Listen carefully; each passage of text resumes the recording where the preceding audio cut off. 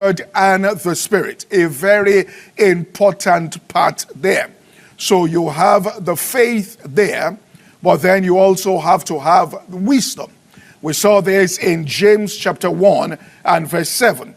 It says, if any man lacks wisdom, it says, if any of you lack wisdom, let him ask of God that giveth unto men liberally and upbraideth not, and it shall be given unto him. But then it tells us that that person should ask, but let him ask in faith, nothing wavering. For he that wavers is like the wave of a sea, driven with the wind and tossed. And he says, let not that man think he shall receive anything. So you have faith there, which means you have the scriptures that fit that particular situation. But then you ask for wisdom, and you do that. We said this in prayer, and you receive the guidance of the Spirit of God. And what this means to an instrument-rated Christian in that area is that they have fed their hearts with the faith of God through the confession of their lips. So they are now in a position where if anything happens that looks like that in the physical, their hearts will feed them with the faith that they need.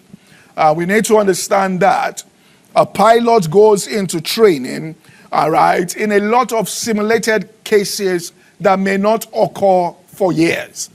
All right, he has gone through training about being in certain situations and how you are supposed to respond in those situations when they are doing their instrument-rated training there. And those situations may not come up for years in which they will fly. However, the issue why they are trained is that when those things come up, it could be a life and death issue. And this is why it is important to be an instrument-rated Christian in the area of sickness disease, because if the thing pops up in the process of time, right, what happens is it can become a life and death issue.